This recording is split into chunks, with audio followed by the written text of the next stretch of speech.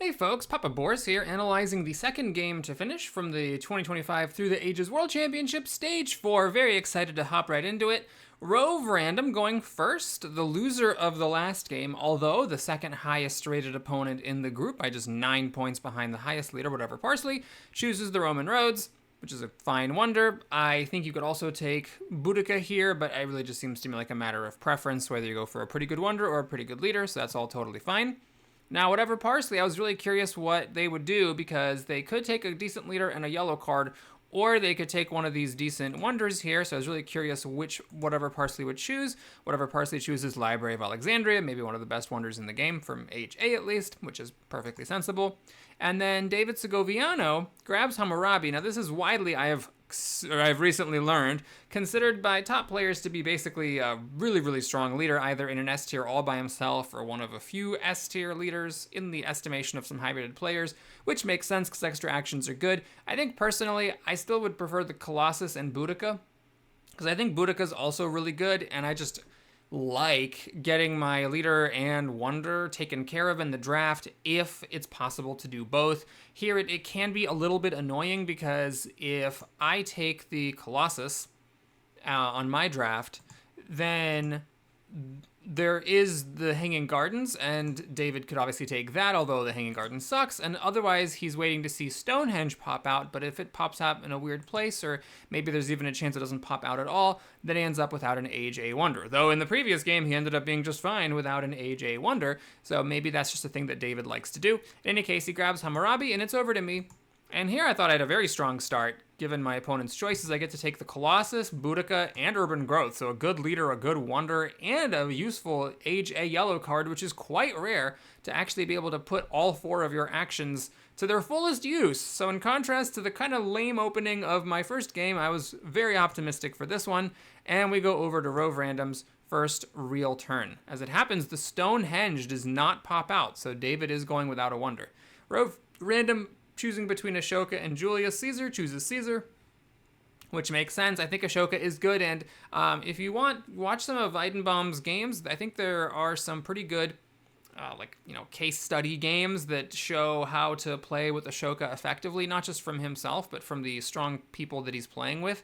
Some strong players make it look so easy to activate the special ability, use it comfortably, and then dump for a different leader when the time comes, but it's just one of those things I prefer not to finick around with, especially because Julius Caesar is a perfectly fine leader, so makes sense to take him, play him, make a mine, and then raise population because the other yellow cards are pretty junk. Very reasonable first turn here from Rove Random.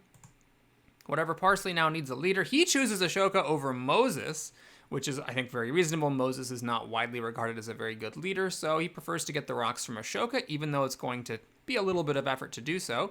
He plays him, gets a mine going, and raises population, because, again, the other yellow cards aren't that great, so a very reasonable turn from Mr. Parsley. Now David is up.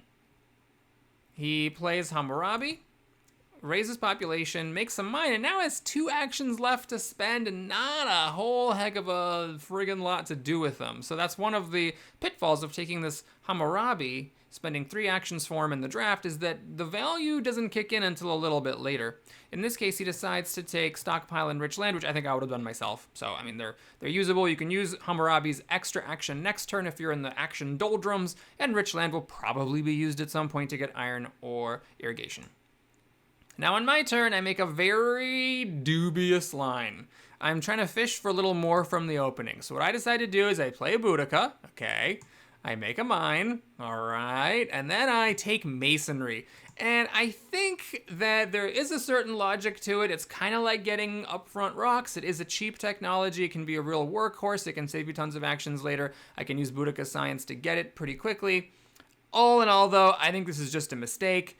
I should just raise my population here and grab Frugality. It's not as good as a yellow card that gives a rock, but it is a yellow card that doesn't cost an extra action, so I think it would have been a perfectly normal first turn to just do that and not muck around with stuff. Also worth considering, if you are going to spend 2 actions for a card, Breakthrough is probably the better card to take than Masonry, because 2 Science is pretty good. Now for 2 actions, that kind of loses a lot of the appeal, but still, I think this Masonry, I wouldn't do it again.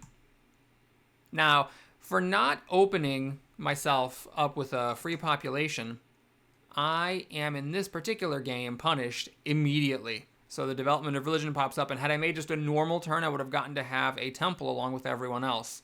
And we're going to see that the culture from that temple could very well have made a difference in this game.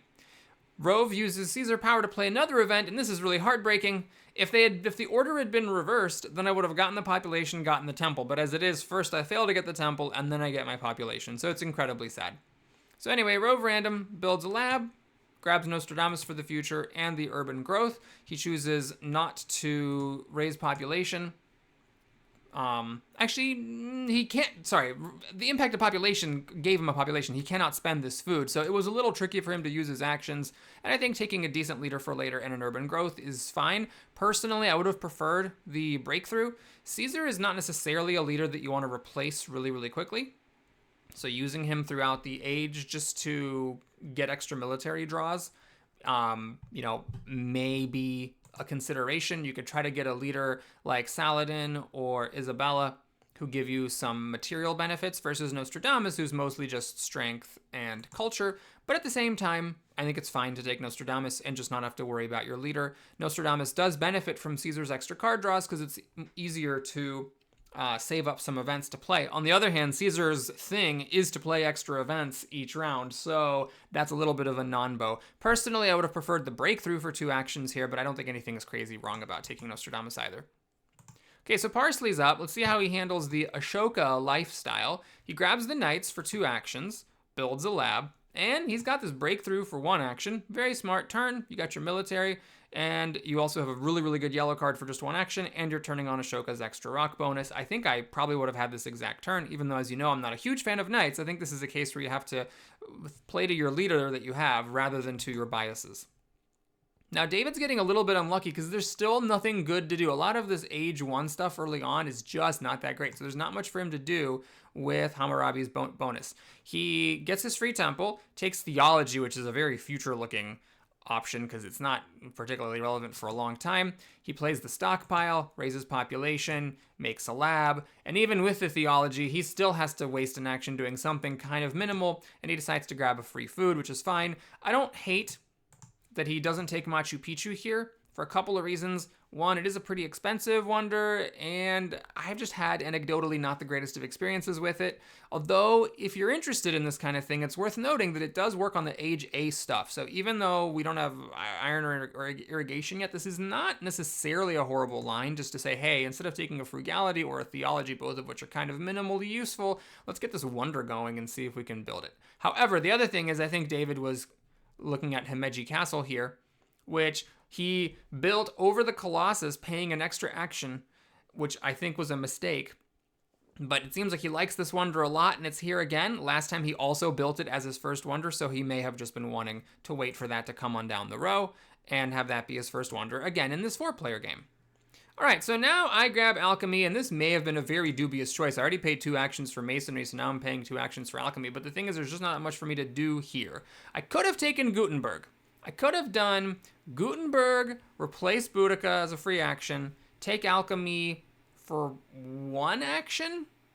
The thing is then that I'm not building my second lab, so I could have done like, the right thing to do would be to like build the lab for a free action and a rock, and then pay 2 actions for Alchemy. So I've spent 3 actions at this point, 1 for Gutenberg and 2 for Alchemy. Building the lab as a free action, replacing Boudica with Gutenberg as a free action, and I would still have an extra action to go.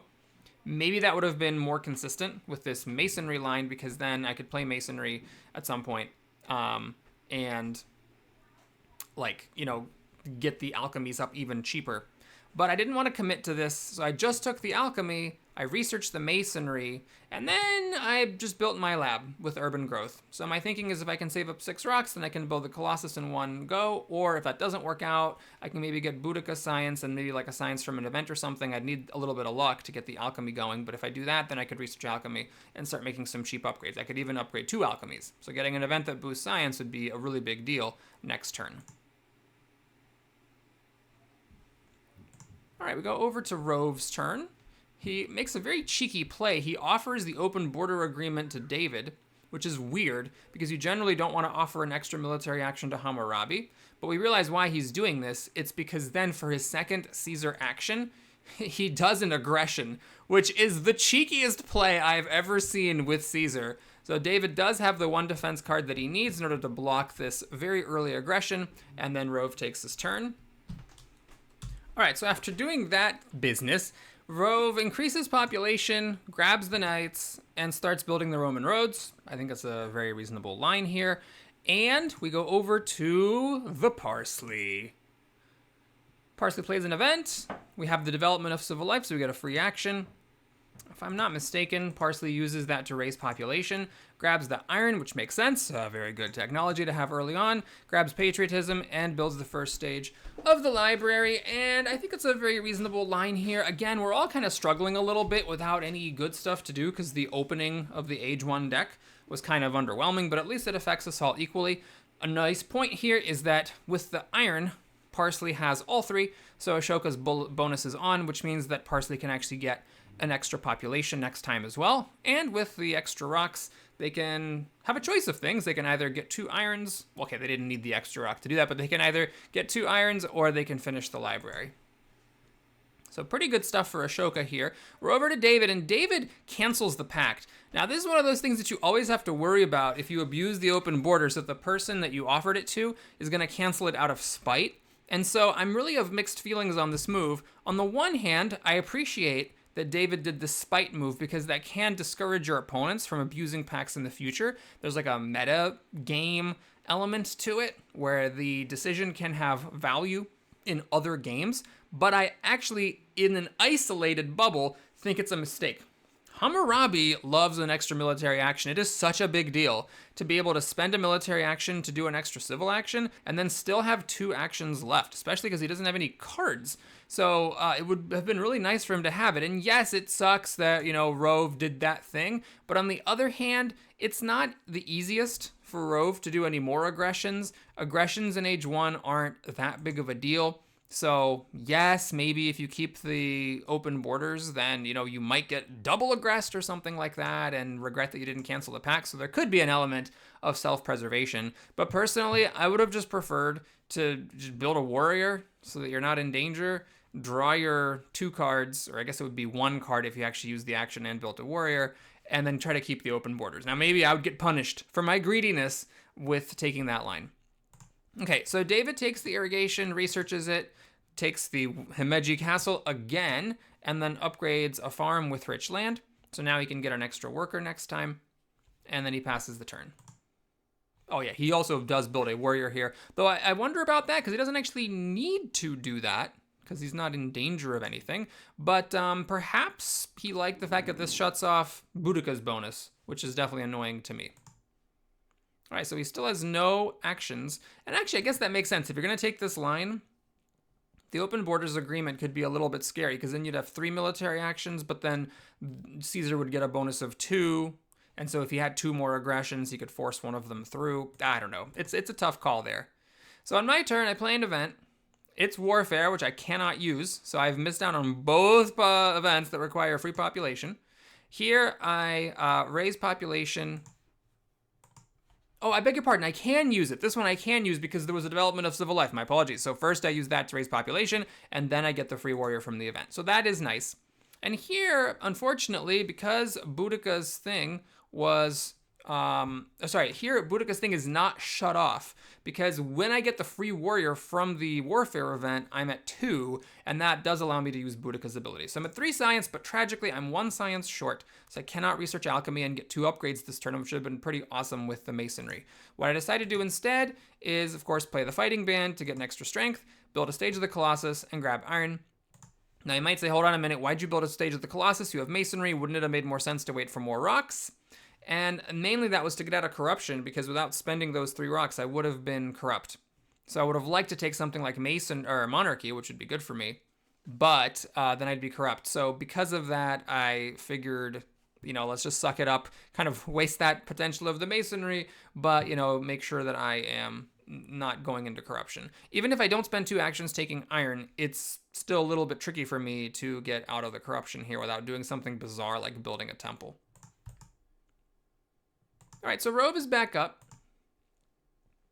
He finishes the Roman roads, has 1 action left, plays Nostradamus, having had enough of Caesar, and grabs the monarchy. So next turn he could potentially do a revolution to monarchy if desired, and he plays the heavy cavalry tactic. Quick note, there is a slight mistake here, which is that he should have done this before switching, because now he's costing himself a draw. If he had done it with Caesar in effect, he could have used the third action of Caesar and then switched to Nostradamus and had 2 military actions now. But he's undertaking a pretty long-term project here to actually get a heavy cavalry raw. He's got 1 worker for it, and he's going to have to get 2 more at a very slow pace of food production, so I was a bit surprised to see this.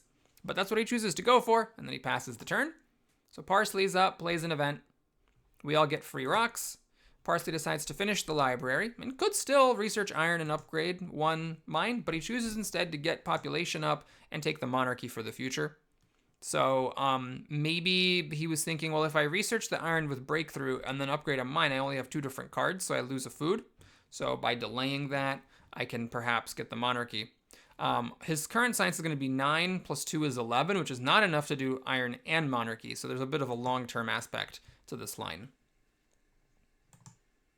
All right, David's up, raises population, grabs the warfare, seems to like this tech. He got it last time and I was a bit skeptical of it, and he's doing it again, and I'm still skeptical of it because 5 science is a lot when you're only making 2, though with the alchemy he can fix that a little bit, and he grabs the urban growth, which all seems reasonable. You could consider taking iron, you could consider taking cultural heritage for more science, but he's only at 4 actions, so having a reasonable turn and being able to use his actions efficiently makes a lot of sense. Still, I would consider personally have taken cultural heritage over the warfare, because I just don't trust my ability to use this technology without hurting for science later on.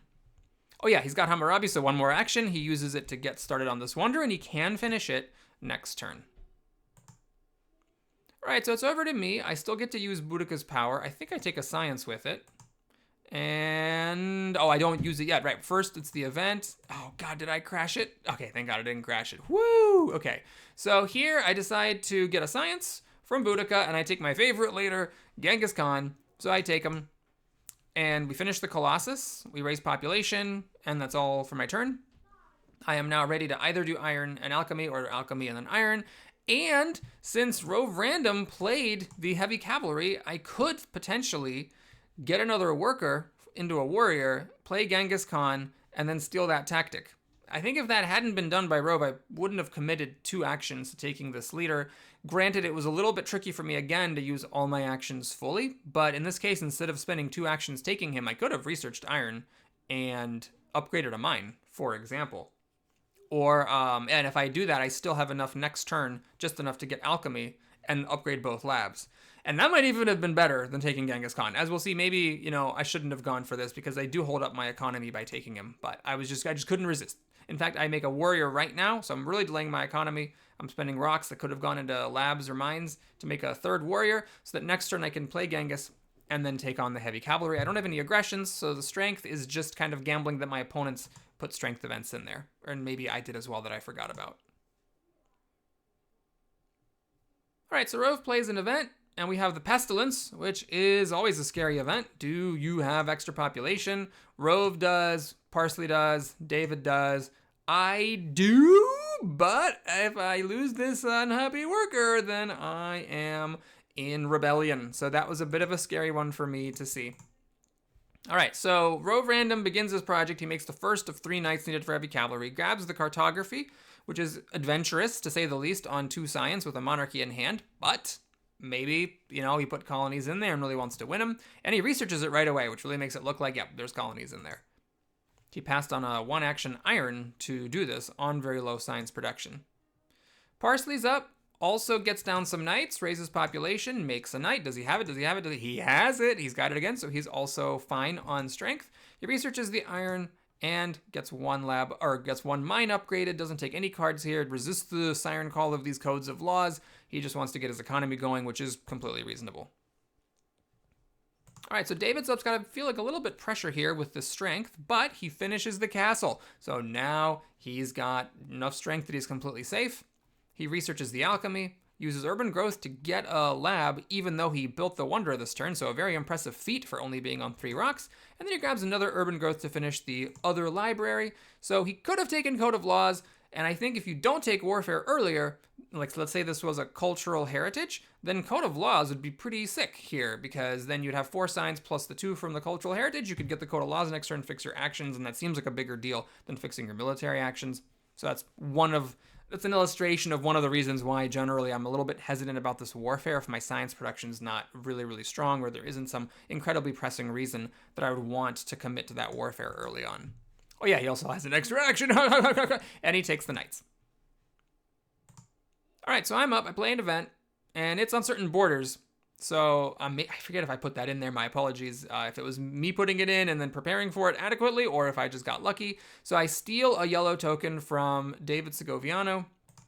Here, what I do is I choose a food with Boudica, so that after I lose my population causing revolt, I have just enough food to bring a population back. I would have rather not done a food with Boudica, but that's one of the cool things about Boudica, is that you can assume it'll be a science, let's say, but if situations warrant, you can replace that with something else that may be important at that time.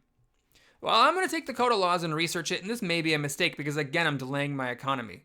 You know, I could have done iron with an upgrade. I could have done alchemy with both upgrades. So spending the science right now to get an extra action is a little bit questionable.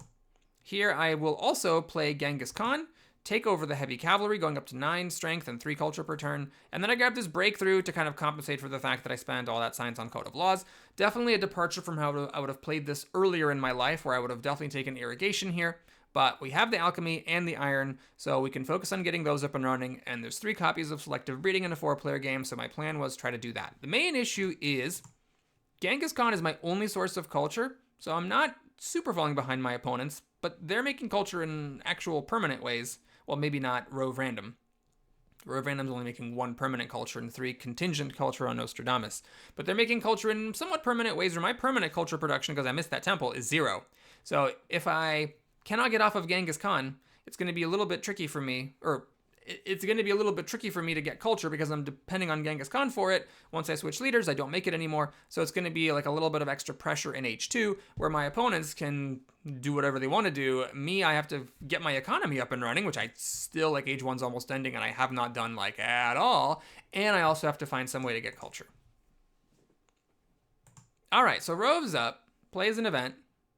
It's the vast territory. I do go for it with 1 warrior, but obviously it was not going to happen. This is a very strong colony. Parsley is willing to spend an army for it and a card, which is very reasonable. Rove decides to get St. Peter's Basilica going here, builds 2 stages of it, and that's his whole turn.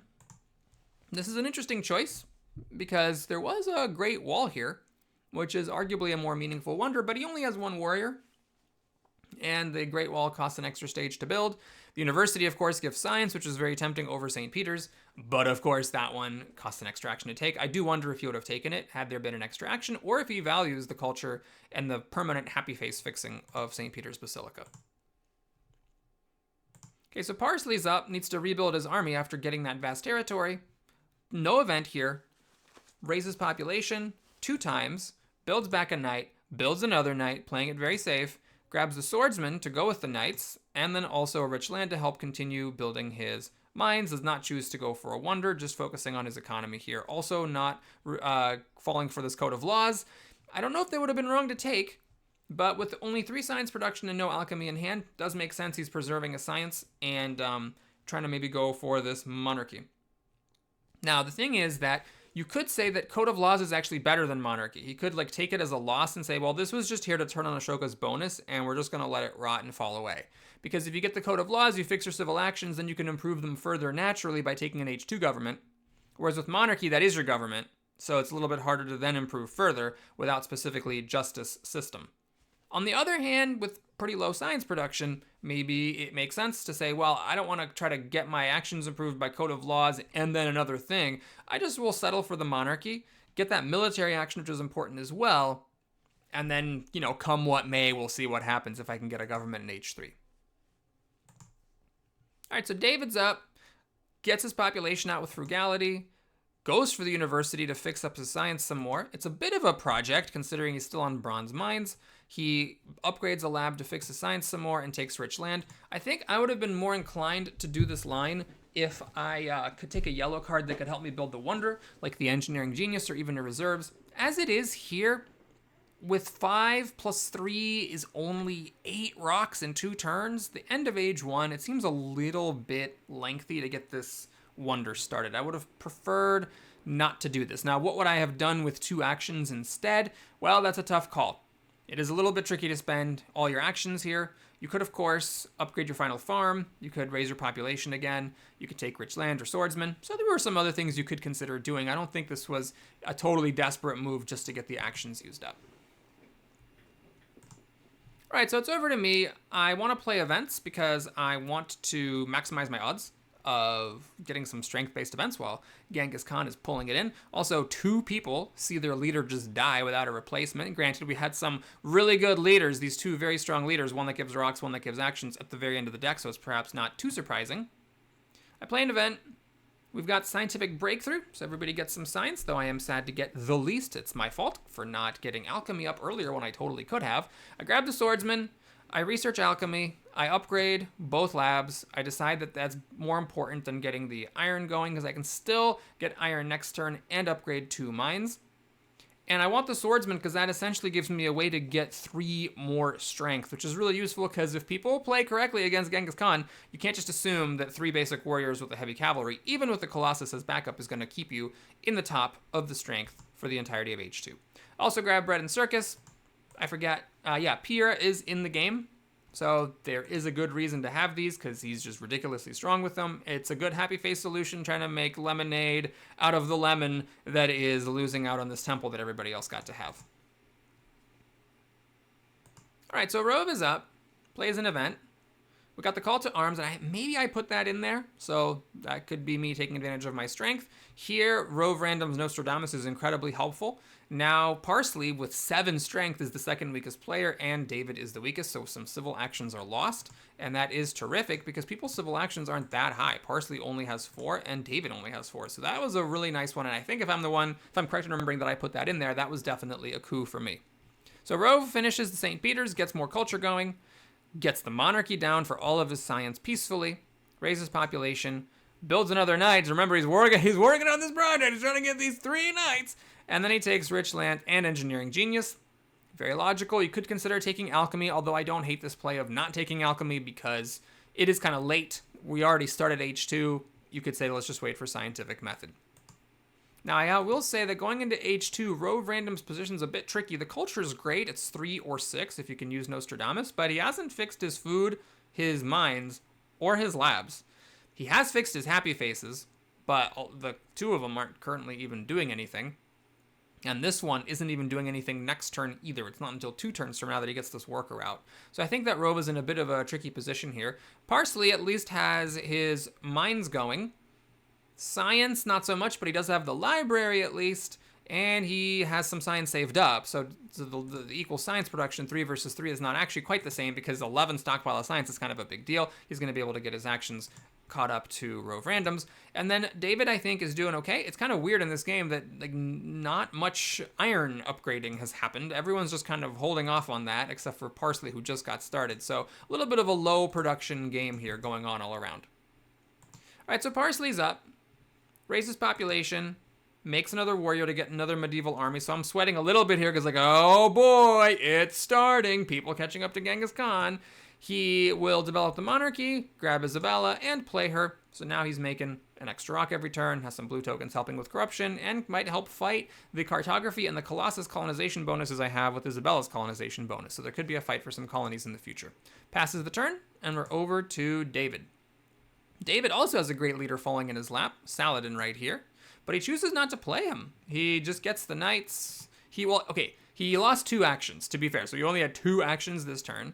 He used those actions to upgrade a temple to make this worker happy, so he could use that worker to build a knight, and that kind of makes sense. Maybe he didn't like doing this. Maybe he would have preferred to take Saladin, but didn't have the actions left over to do it. I think if he had his full slate of actions here, he probably would have taken Saladin to get the extra action and or the extra strength. But personally, I think that was the higher priority than getting the temple and the horse. I think you just take and play Saladin, you use his strength to go up to 6, Yes, you're kind of vulnerable to both other players with only 2 military actions, but note, if he hadn't canceled Rove Random's open borders, he would have been a lot safer. You just hope for the best before anyone can get too many H2 draws, and then you do the thing with the Temple and the Knight. But again, I can see how that, could be perceived as a bit risky, and I suppose also he would have been corrupt had he done that. So it was not without its drawbacks. Basically, the call to arms hurt him really badly here.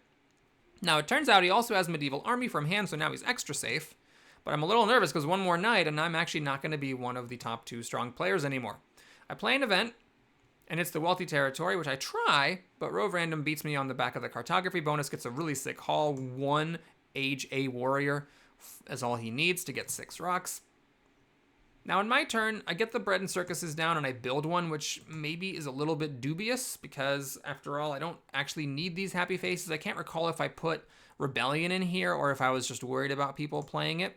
But in any case, I decide to cautiously do this. It also does give me a strength, and I still have enough science and rocks left over to make 1 iron mine, although if I hadn't spent 2 rocks on this arena, I could have made 2 iron mines.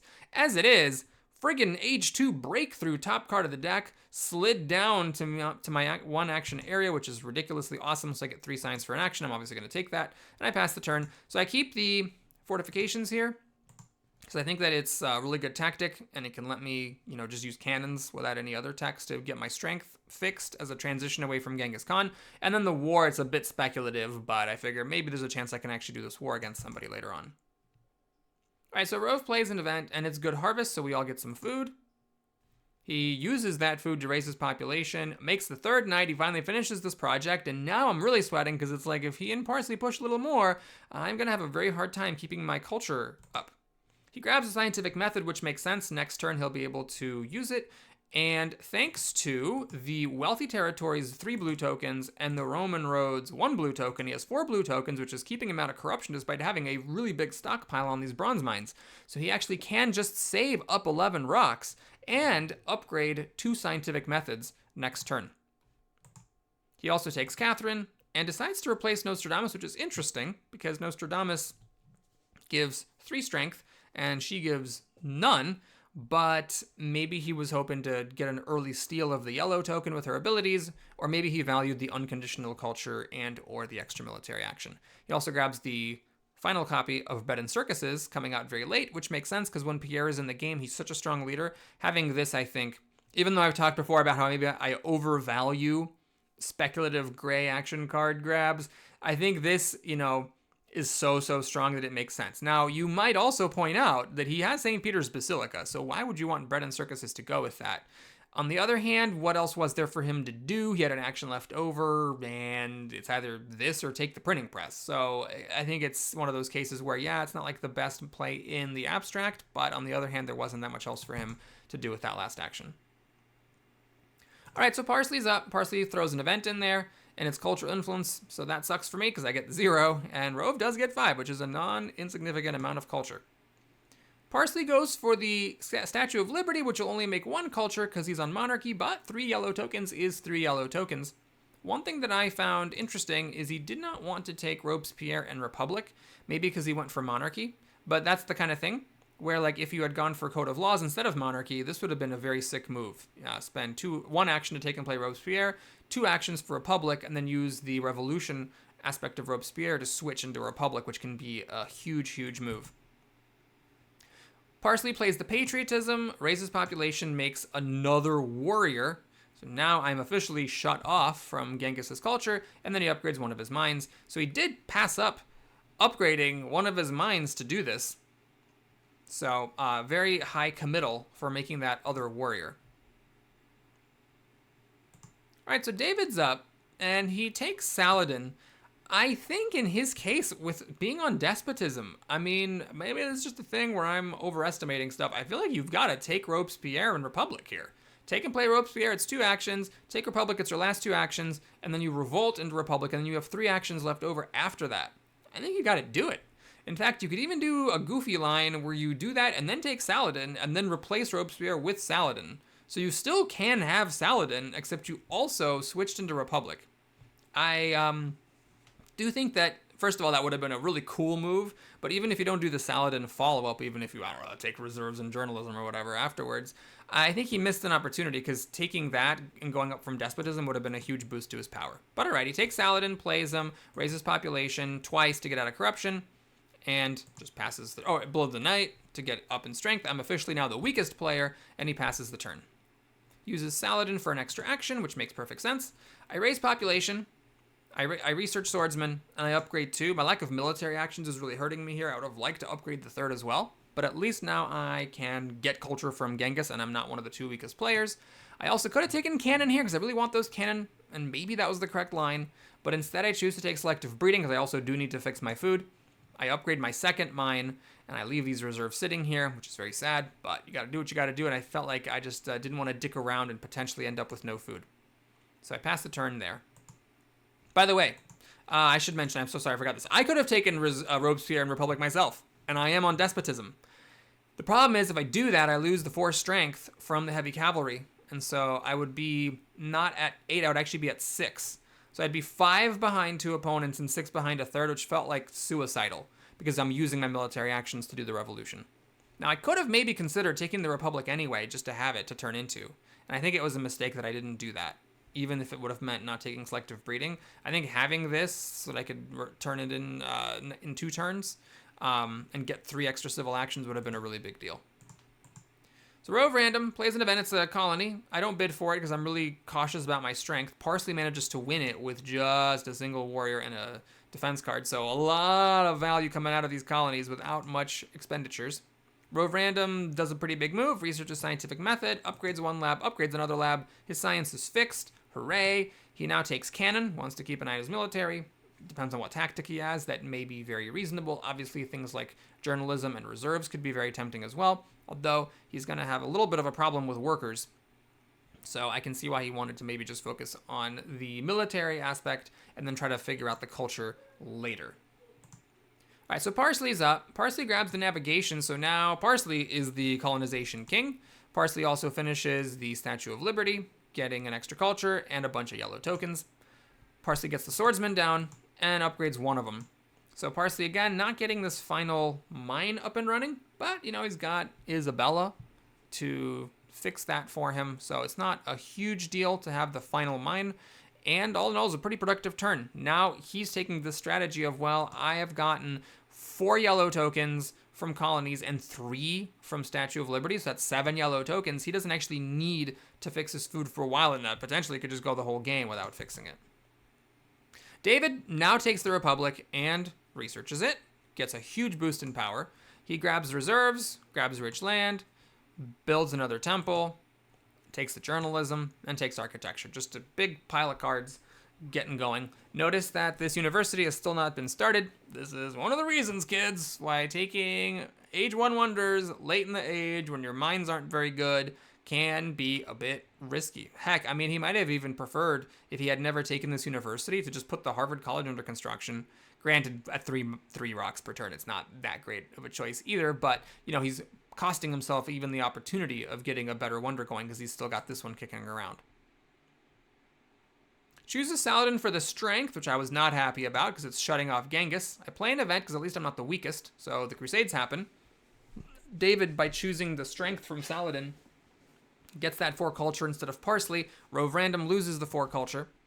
I research the selective breeding. I upgrade a farm, and then I upgrade, then I upgrade a warrior. So now I'm still clinging on to the Genghis 3 culture per turn. Here, it's really worth considering taking the Republic and maybe doing a revolution to it next time.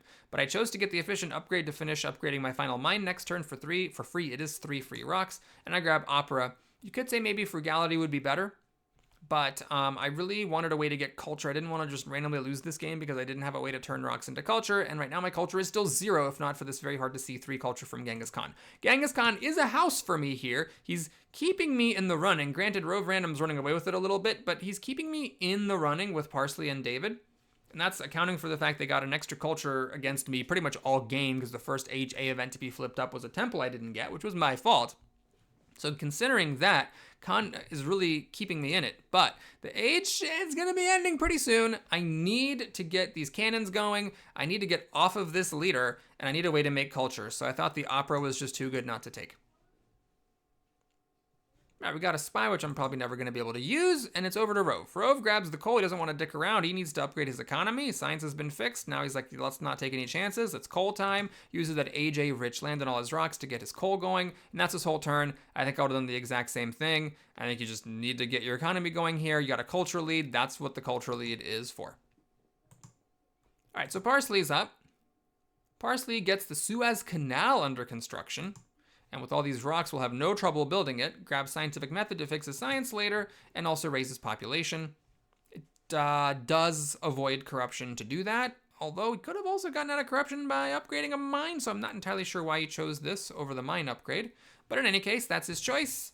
He upgrades a warrior as well. So now he's got 14 strength, David has 14, and I have 13. So it's very, very annoying because I've upgraded all my swords and there's nowhere else for me to go. I need to get a military attack down and basically build another military unit. Cannon would be ideal, but the cannons are not forthcoming. There's still 2 in the deck, but they're just not showing up. Did somebody? Yeah, Rove took the other cannons. So the first cannons that came up, they have been taken. I'm waiting for a couple more to show up. I really need them in order to be able to keep the Genghis culture flowing, and also, perhaps more importantly, transition off of my reliance on Genghis. All right, whatever squeezes a little bit of extra juice with this conquistadors. So it's 5 strength instead of 4 from 2 medieval armies. Not a huge deal. And then passes the turn.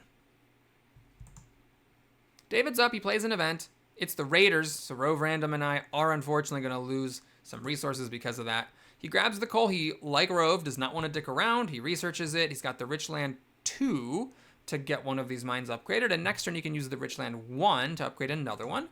And then he grabs some more reserves, so a pretty good turn for him.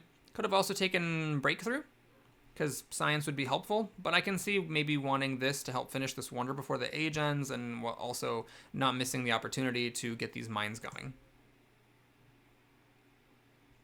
All right, so it's over to me, and I'm struggling a little bit here, but luckily a cannon does show up. I take it, I research it, I make a cannon. So it takes up 80% of my turn, but I've just gotta do it. I feel very silly about the fact that selective breeding fell down to the 1 action area. Turns out I didn't actually need to pay that much to take them earlier. I also could take a Republic here, but I decide instead to just upgrade my last mine. Very dubious choice here not to take the Republic. At this point, maybe I was waiting for the Constitutional Monarchy, or just in general, nervous about the science cost, because 4 science is not really carrying as much as it used to, and I thought that the science cost of this was onerous. You know, revolution is possible, but then I'd be corrupt. So it was a tough situation for me, and I was really scared now because my other game, as you know, didn't go well, and it wasn't a surprise. Like, I knew the whole time that other game was happening, I was probably going to come in last. It was a miracle I came in third. So here, I was starting to get very nervous because it's looking again like, okay, I'm not doing that great on science. I'm just kind of keeping up. Rocks, I'm just kind of keeping up. Food, I'm just kind of keeping up. Actions, I'm just kind of keeping up or behind, and I'm definitely behind on culture. So I was extremely nervous and not really sure at all how I was going to do better than 3rd or 4th in this game at this point. Not an auspicious opening for stage 4. That is for sure. So Rove Random plays an event as the weakest player. It's Rebellion. We all dodge it. Raises population. Builds another knight, so he's a little bit safer. Turns on the Hussars, so now his strength is actually totally fine. He grabs the Wave of Nationalism and Selective Breeding. The Wave is a little bit of a weird line. Okay, so best case scenario, it's 3 actions plus 1, 4 actions for 6 rocks. It's like 1.5 rocks per action. It's not that amazing. I'm not sure why he took it. I mean, if you're going to spend big actions, you know, take riflemen so that you have military variety. Or take cavalrymen, which is weird because you already have the knights. But, you know, if you're going to go all in on hussars, with that extra bump, raising the value of the tactic from +1 to +2, if you can make them both be cavalry, you know, maybe that's worth it. Obviously, there's also a breakthrough here, which is 3 science for 1 action. There's opera here, which you can use to turn rocks into points. I'm not saying this is wrong. I will say I don't, like, it's such a deliberate move. I don't quite see what the thinking was. Usually when you do this kind of thing, when you're not actually last, it's because you have a plan to, like, switch tactics, temporarily go last, and then get the 6 rocks. But here he just already switched his tactic. to a new tactic, and he's not like close to getting a better one. So it's kind of like you're just hoping that your opponents get above you on strength, which you can't control. I mean, even Justice System, spending 3 actions and 7 science to go from 5 actions to 6. I mean, that's not saying you should do that, but that seemed better to me. This is one of the last things I would have thought to do in this situation. So if you have thoughts on what the thinking was there, I do trust Rove in general. He's a very high-rated player. I know it's such a deliberate move. I have to assume there's something behind it, but I confess, I'm humbled to say I can't quite figure out what that is. All right, so Parsley's up. Parsley plays an event. We got new deposits. Everybody makes about the same amount of rocks. And Parsley finishes the Suez Canal with 80% of his turn. Now, which colony does he get? He gets the developed territory too. So 2 more yellow tokens, 2 more blue tokens, and 5 science. Pretty strong colony here. Obviously, we always think about the inhabited territory or the autonomous territory, but honestly, that one's great for him as well here. He's making 2 food off of 2 bronze mines in age 2, which is pretty incredible, and is a healthy yellow token bank here because he's just gotten a stupid tacular number of yellow tokens. This is 6 plus 3 he's got 9 yellow tokens. He'd be like out here if it wasn't for all that stuff. So makes sense, and he also gets some nice science, which is great because the science production is low. He builds another knight to go up to 17 strength and grabs the rifleman, which is curious because he already has the swords. I would have been tempted by the breakthrough, but depending on his tactics and what his plans are or what he's worried about, this could also make some sense. All right, so David's now the baby of the group. He develops the warfare from age 1 for all 5 of his science, finishes the university. Now he's going to be getting 6 science, so he can get the journalism next time. Plays the reserves for 3 rocks with the rich land from age 1. He can upgrade another mine, so he's clearing out all those age 1 cards. And then the breakthrough finally gets taken for 1 action, because 1 action for 3 science is pretty darn good. All right, another copy of Selective Breeding comes down to the 1 action area for me, so I feel really smart about that. We play an event. It's prosperity. You all get some food. I raise population. I make another cannon. This game, much more so than the last game, I'm having an easier time getting off of, or getting into these fortifications. So now my strength is great. I want this strategy because it would be great to fix my actions, but it's also kind of a weird push and pull thing since my science kind of sucks. And I really want to be getting the constitutional monarchy, so it's going to be hard to afford constitutional monarchy and strategy.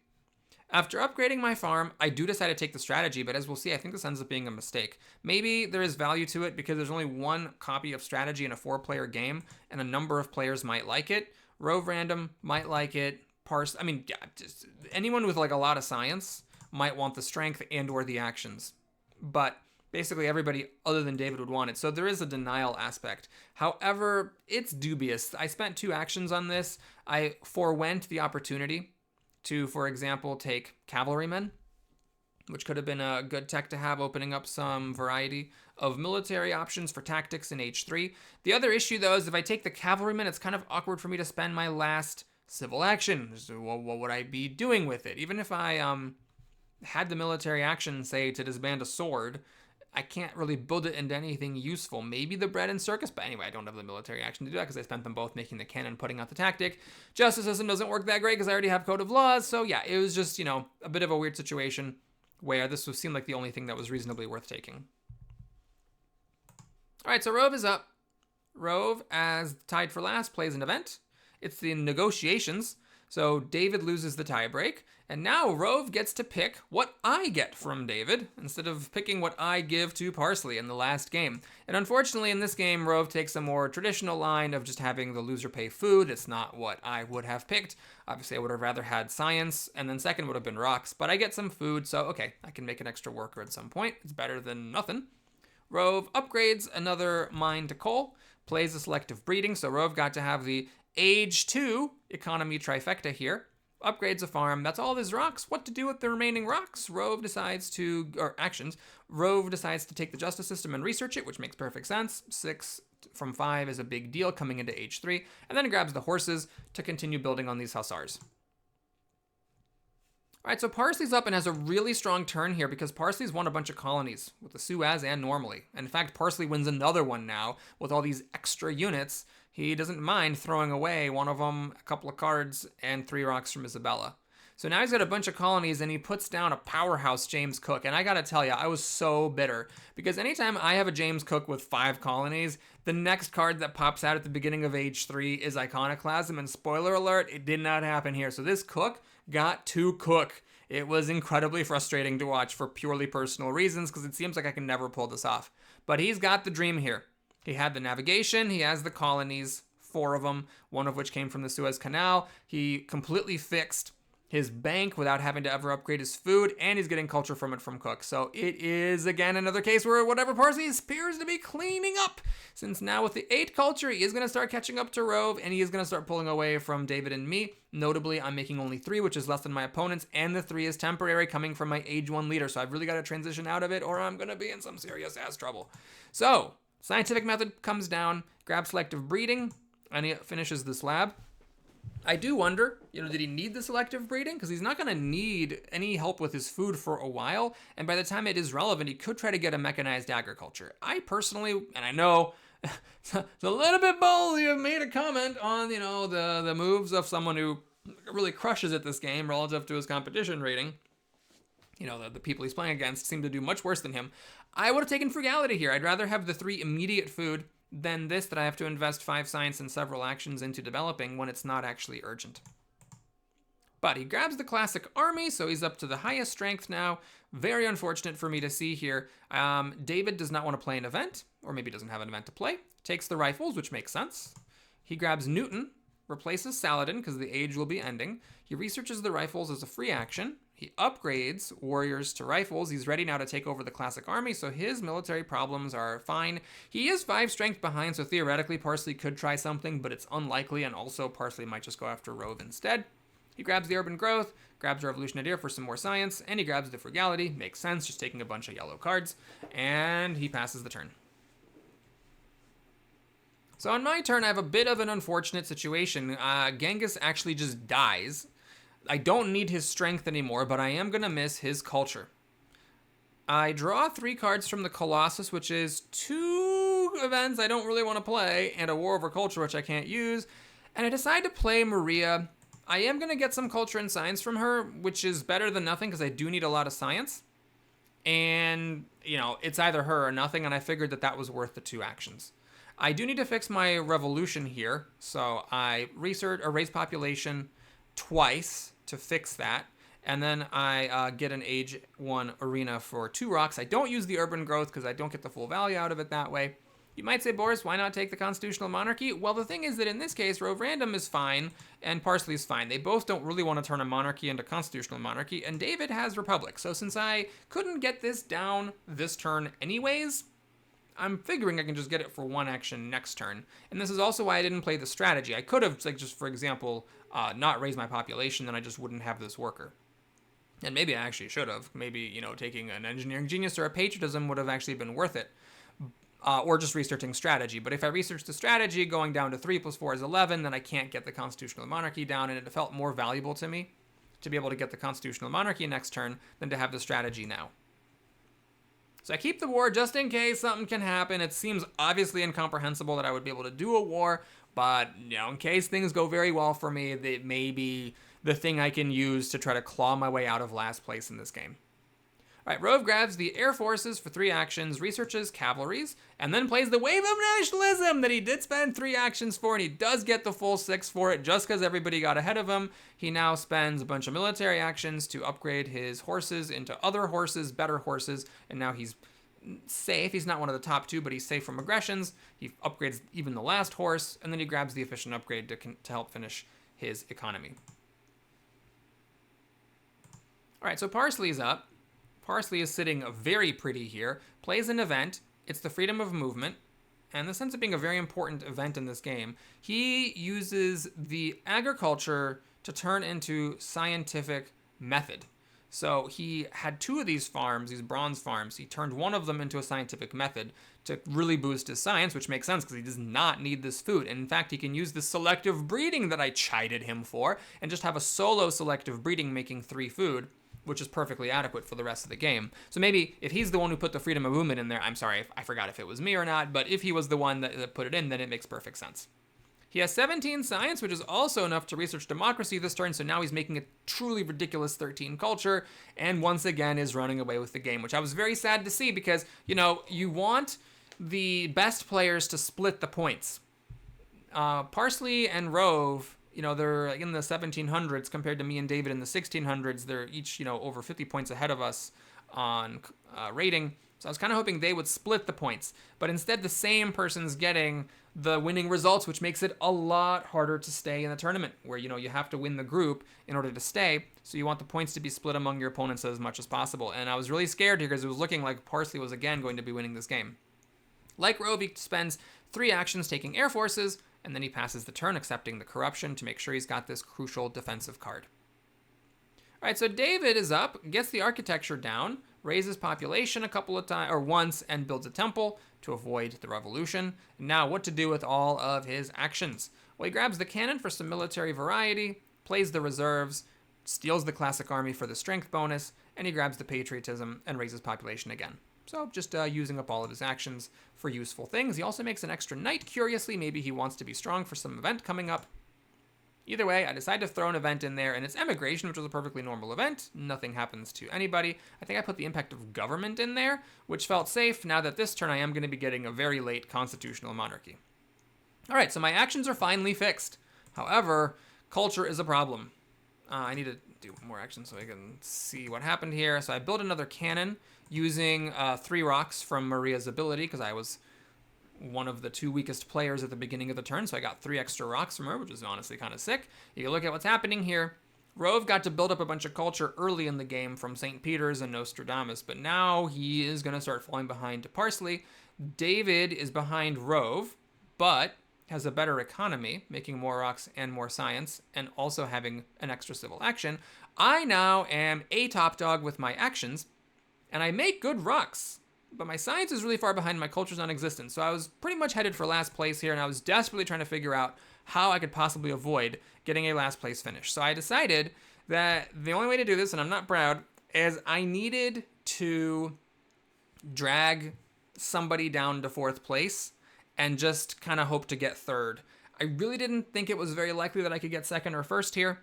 I had this war that I had ambitiously saved from before with 4 actions from 4 military actions from the constitutional monarchy. I was thinking, all right, maybe, Rove or David, if one of them leaves me with an opening, I could steal enough culture to take 3rd place from one of them and then just get my point and hope that the 3-player games go very well for me and very poorly for Parsley.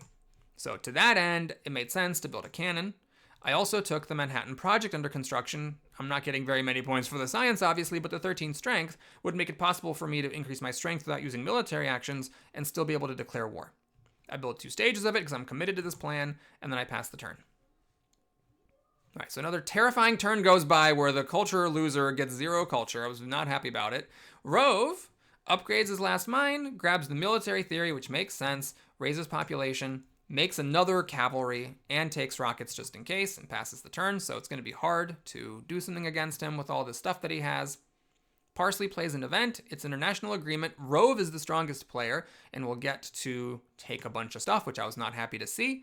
Parsley grabs oil, researches it, upgrades a bronze mine to the oil, so now he's making tons of rocks, again reprising his role as rock legend from the previous game, and he raises population, builds a warrior seemingly to get out of corruption, grabs the computers, which is curious, and rockets. So he's not taking reserves, which is interesting, but it kind of does make sense. The computers could work as a transition into Sid Meier for some culture to give up Cook. And of course, they could also work with Einstein. He does have 7 actions and a lot of science, so he could maybe get good computers and research a bunch of techs to get the final push on culture that he needs.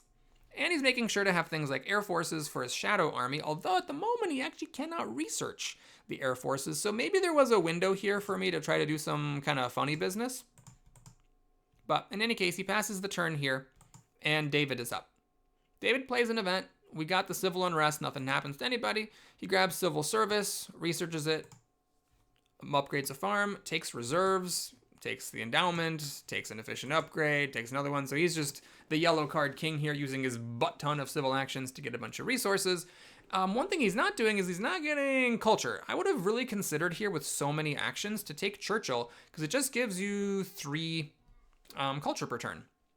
Now, it is tough for him because he's on irrigation and it's really difficult for him to find the workers to make journalists. So, given that, a leader that gave 3 culture per turn, I think would have been very helpful at trying to make sure that you avoid last place and stay far enough from the current loser, me, that I can't overtake him.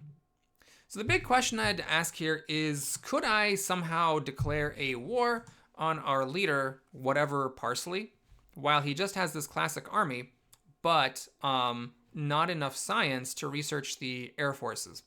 And maybe I should have gone for it. The problem is that I just can't get that much strength myself because I can make the Manhattan Project, so that's 13.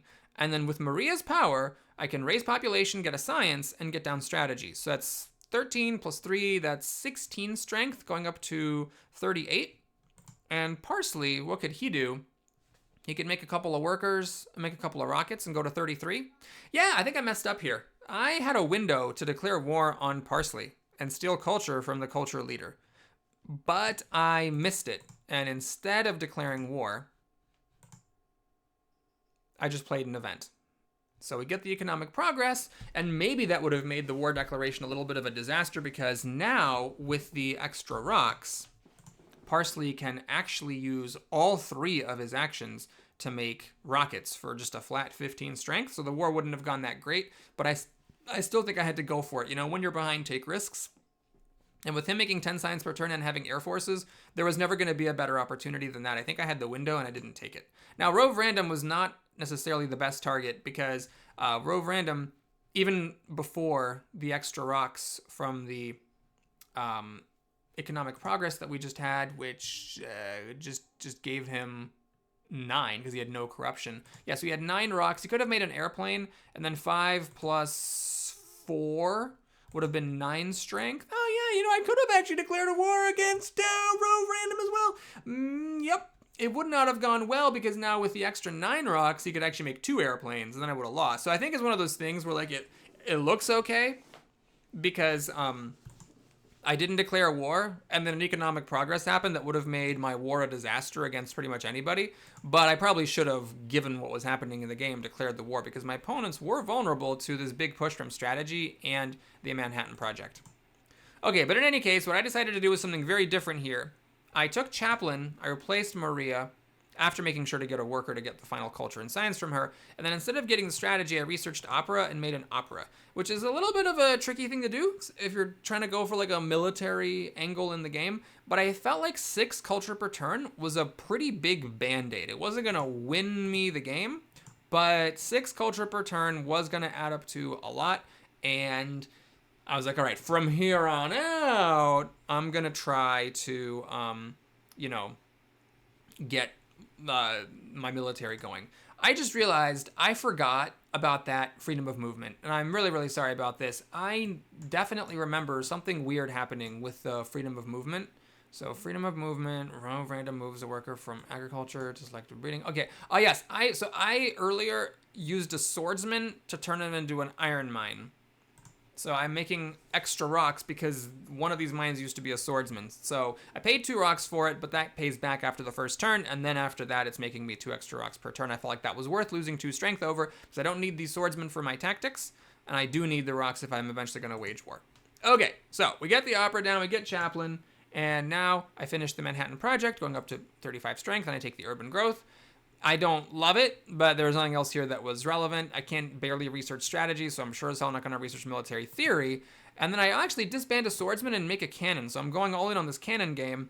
Now my thinking is, okay, next turn, I can declare war if someone leaves themselves open and make, like, unfortunately, only 1 more cannon because I would spend 3 actions doing the war, and I don't have nearly enough science to research strategy, quite tragically.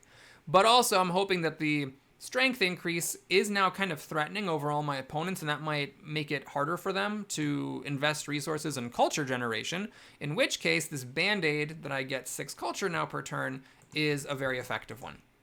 So I tried my best to split my focus artfully. We got another war, which is significant potentially, and it's up to Rove. Okay, so a lot of stuff happened there. Rove, remember, had the international agreement, and he does give up his political action to put the United Nations wonder under construction and take Sid Meier.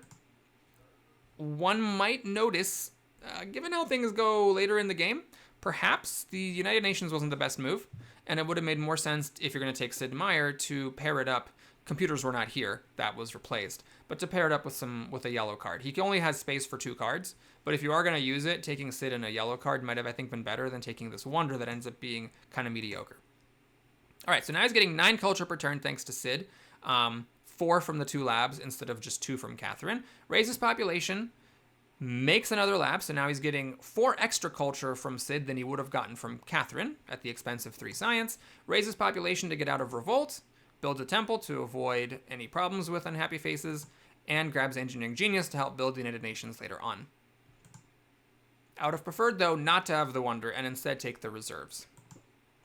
Whatever Parsley offers a military alliance to me, which is clever, because now it's like, well, I could still go for him, but it would make wars against the other players more effective, so a pretty canny move here, and I do go for it, because, like, well, why not? I might as well just take it, take the 3 extra strength, and if I end up declaring war on him, no harm, no foul. He grabs military theory, researches it, so he gets 5 big strength boost, grabs tanks, raises population, builds another lab, raises population again, and passes. Interestingly, he doesn't take the reserves, but he was trying to get out of corruption here. He still is somewhat corrupt. And then he passes the turn.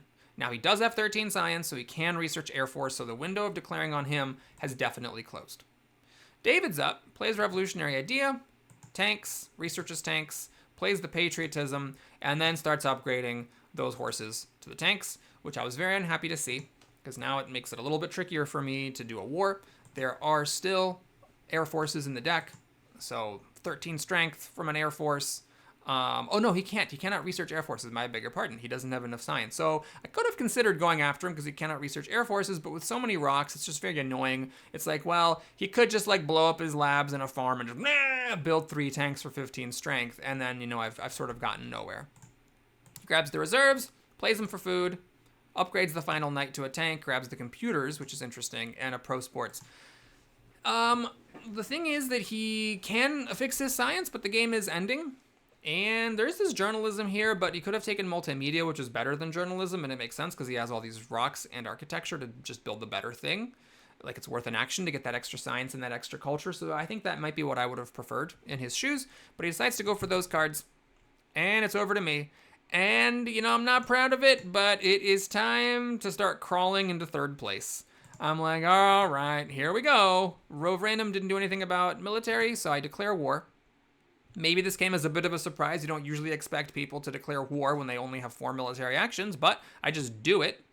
I take the Patriotism, the Revolutionary Idea, so I can maybe do strategy next time. Or get airplanes. I raise population, make another cannon. It doesn't give me a tactic or anything. It's just 3 raw strength, and I do take those Air Forces. So next time, with the Revolutionary Idea and the Patriotism, I can actually do a war and make 2 planes. And this time I only raised my strength by 3, so I could have, you know, like waited, but we're running out of time here. I do have 2 wars, and, you know, with the strength lead I already had, I figured I could build up some culture. I calculated Rove Random's options. I didn't see any way Rove Random could beat me, and the economic progress was already taken out. Arms industry pops. Luckily, that does not give anything to Rove. So Rove plays the airplanes, raises population, and makes a plane, blows up a farm, and makes another plane. So that's all his rocks. Luckily, he cannot do airplanes and military theory. He's 2 science short on that, so it's a good thing for me. And yeah, if he could have researched it with that 2 extra science, then I would have gotten nothing from this war. But as it is, he grabs the reserves, and I am able to steal 10 culture from him, which is not great. It's not going to help me win the game when my deficit is so significant against the leader, for example. 10 culture is nothing, but it's 20 points against Rove. So the way I saw it was, I'm just trying to step over Rove and get into 3rd place instead of 4th place over his literal dead body. And it's very unfortunate because Rove was the person who lost the previous game. It would have been much better if the roles were reversed and it was whatever Parsley getting last and Rove winning. But alas, that's not the case. So it was looking pretty bad. Like, I was going to get 3rd place twice in a row, and David was going to get 2 seconds, and whatever was going to get 2 firsts, just the same outcome both times. but it was the best I could think of. Maybe there was something more clever I could have come up with. I just couldn't think of any better way of playing this game to, improve how many points I got by the end of it. All right, so Parsley's up, plays an event. We get the Wealthy Territory, which Parsley is willing to pay for and win, which makes sense because it helps with Cook. It's just 9 rocks, and he does need the help with the Corruption. He only has to give up 1 Swordsman and the Cook bonus and a defense card to get it, which is heartbreaking to watch. He grabs the Space Flight, which of course he has the rocks to pay for and a bunch of science, so he can still pop out a few H3 technologies. Gets the Air Forces out, plays one, makes perfect sense. Now he's, safer against aggression. And then he builds back a warrior, so now that redoes the classic army, so his strength is actually completely fine. Also grabs mechanized agriculture, just in case that'll be relevant, and he passes the turn. Could have taken Pierre here, actually. But remember with Pierre, you can't, play him on the final turn of the game and then get 8 points. You have to play him a little bit earlier, so maybe he didn't want to do a leader. That if the cards came out wrong, he would have had to lose a turn of Cook's ridiculous 6 culture just to get the 8 points from the Olympic Games. So David's up, upgrades a temple so that this worker coming out is a happy worker. He makes another tank, so he's just trying to stay safe.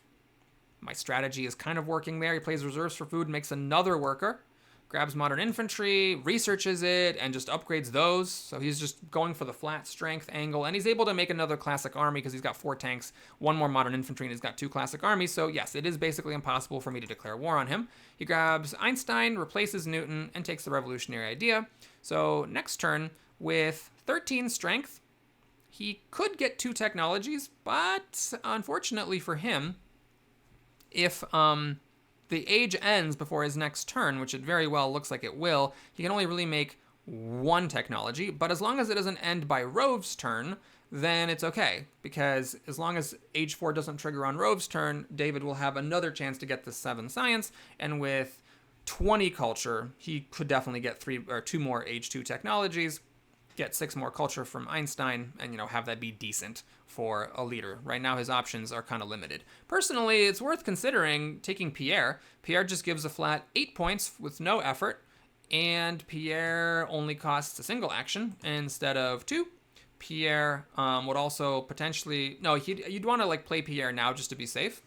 But then you can get the 8 points, which seems like is more than what Einstein would get, plus of course some extra points if you end up building a professional sport. So I steal 10 culture from Rove, and it's one of those Lord of the Ring meme moments where it's like, yes, we've had a war over culture, but what about second war over culture? So again, I do it on Rove. Obviously, if you're going for warring path in this game, you want to do different players, but here, again, I felt like third was just the best I could do. I couldn't really do it against David, but Rove was behind enough that after declaring this war, I play the revolutionary idea, which lets me do air forces, and then I make a worker, play the patriotism, pop off a lab, and then I make 2 airplanes. I'm out of actions. I experimented with what if I do strategy instead and then make cannons, but this seemed like the best way to do it. Tragically, there's really no way that I could have made these 2 planes and also gotten Hollywood, so the Hollywood unfortunately is not going to fall in my hands. I blow up another lab, and I use that to build another theater just because it's a bit of a gamble, obviously. Now I'm very poorly positioned for Impact of Science and Impact of Balance. I think I threw away Impact of Science. But Impact of Balance is in there. Now it's worth 0 points for me if it's in there. But I figured, all right, 3 points. Maybe people didn't put Impact of Balance in there. It's 9 culture, and who knows, if some kind of miracle happens and people don't hate draft Hollywood, then I can actually make this wonder. So we're into everybody getting now 2 more actions, or 2 more turns. Rove gets the military theory, blows up a lab, which obviously hurts, because you're Sid Meier. The last thing you want to do is blow up your labs. But he blows up a lab, makes an airplane, Rux blows up another lab, makes another cavalry, which gives him another tactic, which does go because he has 3 airplanes. But I calculated precisely and I calculated well. He does not get up to me. He's still 4 strength behind. And it's not worth it to him to blow up anything else to make another horse, because that would only have given him 2 more strength. So he still would have lost strength. And he does need to save some rocks to make this wonder next turn. So that's one of the other disadvantages of having a wonder, is that if you have a wonder going, then you're kind of playing with a face-up hand, and people can calculate your turns precisely. So I was really happy with this. He lost culture from blowing up these labs. He's losing culture because I'm stealing from him in the war. And I felt like my odds were very good now that I could actually steal 3rd place from Rove. All right, so Parsley plays an event. We have the impact of government. Everybody gets, I think, approximately the same number of points from this. We all got our actions fixed by now. Yup. Parsley now plays Marlene, throws her down, grabs some rifles, grabs mechanized agriculture, gets his food fixed, gets some more strength as a just in case. He raises his population again and makes another air force. So just, keeping that strength nice and healthy to reduce any risk of aggressions in the future, and also gets the space flight going. Now, one of the things I complained about last game was how unlucky it was that all the wonders were at the end, so everybody got to have a wonder. Here, I wish everybody got to have a wonder, because now on his turn, David has, as we trigger age 4, a pretty easy path, I think, to second place. So what's happening is that I am going to steal culture from Rove and probably get third. Parsley's going to build spaceflight and is already a culture leader, so Parsley's obviously just going to win this game. But David can pay 5 actions to hate draft Hollywood, and then, let me actually do this correctly. See, he's got the 3 actions, 3 actions to hate draft Hollywood, 3 actions to take the movies. Need to do something to prevent the corruption, but, then in your next turn, you just research movies, you build some movies, get some flat culture for them, and call it a day. So he had a pretty easy line here, I think. His decision surprised me a little bit. He researched pro sports, blew up a temple, and made them, which I think would have made it all the more sense that he should have taken Pierre instead of Einstein. He blows up a lab, makes a modern infantry, so now he's got the 2 classic armies. He also plays the endowment for the arts for 6 points because he's currently in last place. He upgrades the rifleman, and then, after playing the revolutionary idea, he takes another revolutionary idea. And I don't understand this move, because with 6 plus 5 is 11 science, he already can make movies. Now, they might get hate drafted, they might be gone, so it's a little weird that he's leaving the movies there instead of having taken them this turn. But he doesn't need this revolutionary idea to research the movies that he's going to need to make next turn. And also, by doing this, he's not taking Hollywood. So I was a little bit agog that he left this Hollywood here for me, because that seems completely unnecessary. And he's not able to make so much culture that the 3 actions that he would have needed to spend to block me from getting 24 culture are anywhere remotely that valuable. Now, I don't know if he just missed it or if he thought he was going to beat me even with the Hollywood, but if you look at the score situation, I'm about to steal a little bit from Rove, I'm about to steal 9 points, and then getting 24 culture from Hollywood, now I can suddenly maybe get second place. And he doesn't have a wonder to build to catch up to that. So I do think that David blundered here at the very, very end. 3 culture to stop the person who's about to steal second place from you from getting 24 points, I think, is a very good idea. And it just goes to show, the limitation of shortcuts. We have this shortcut that we all know about, which is, don't worry about hate drafting in a multiplayer game. But in a specific situation, given specific circumstances, sometimes that is absolutely the correct move. So I was really, really happy about that, because now after I steal 9 culture from Rove, there's really no chance of catching Parsley, but I had a pretty good shot all of the sudden of getting second place stolen from David. Now, I do need a little bit of help, and whatever Parsley contributes to that, I plunder him, which does mean that we lose the alliance. And that might mean I lose my impact of, if someone put impact of strength in there. But that's fine, because I really want these resources. With the 5 food and 2 rocks, I can raise my population, make another opera really cleanly. And notice I didn't have to blow anything up to make this opera. I just get to make it with a worker. 5 plus 8 is 13. And quite beautifully, we've got the Hollywood for 3 and the reserves for 1. And I could have even paid 2 for reserves. 8 plus 5 is 13. 13 plus 4 is 17. And with 1 rock to spare, I can make the Hollywood. Now, I also have an extra action taking urban growth. It's not significant, but the important thing is that there was a reserves here. Had there not been one here, it would have been awkward. I wouldn't have been able to make the opera. So the Hollywood, instead of being 24 points, it would have been 18. So I still would have done it. But this is essentially a 6-point card for me here, which is quite fortunate when every point's going to matter as I try to claw my way into second place. All right, so Rove is up. Also does an aggression on Parsley. This is an armed intervention, steal 7 culture. Plays Engineering Genius, builds the Wonder, doesn't have an event to show, Disbands a horse, takes modern infantry, takes movies, takes patriotism. This means that the movies will fall off before David's turn, so David doesn't get to build them. This is why I think David should have just taken Hollywood and a copy of movies, instead of doing the weird stuff he did, maybe trying to optimize Einstein. And then he plays the military buildup for 6 rocks. And after disbanding a horse, he makes an airplane and passes the turn.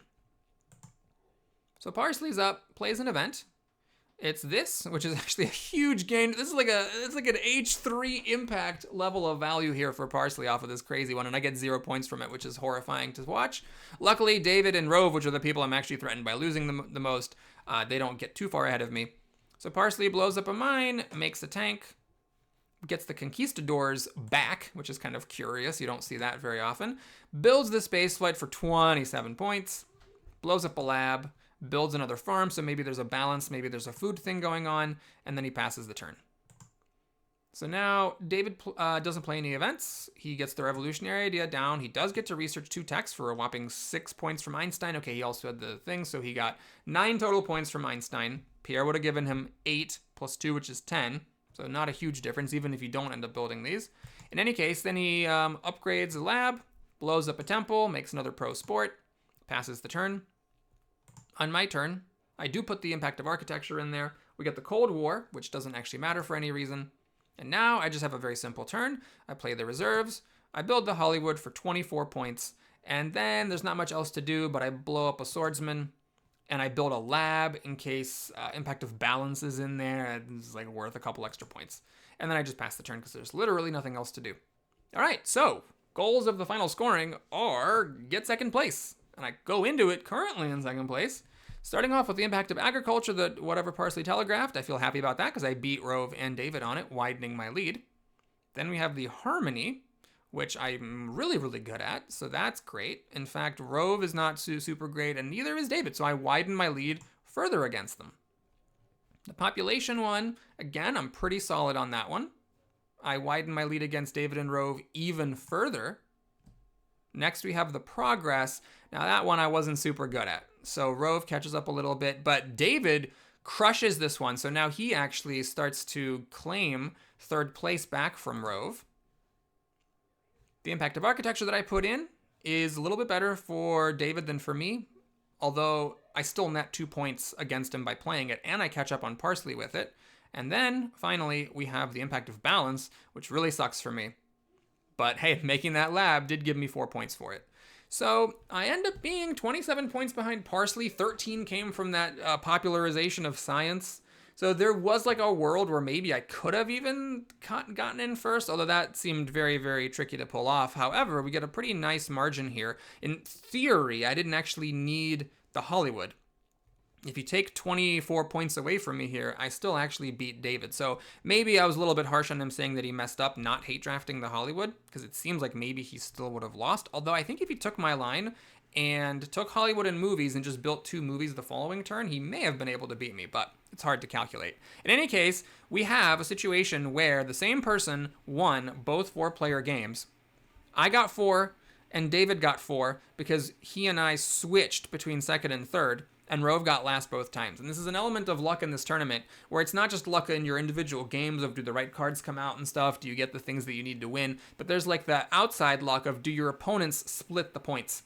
If the scores were like 6, 6, 4, 4, that'd be one thing, but unfortunately the points are 12, 4, 4, 0, which is much worse. So the second highest rated player in our group, unfortunately having a little bit of a bad run, these 2 4-player games, I really, really needed for my 3-player games to go well and for whatever Parsley's games to go poorly to have even a remote chance of possibly surviving this group. Now, those games have all been played, so you can go spoil yourself on them in the tournament page if you'd like, but in the next few days, maybe not tomorrow, but the day after, we'll take a look at those games and see if the dream could be accomplished. Take care, everybody. Thank you so much for watching. Please like and or subscribe.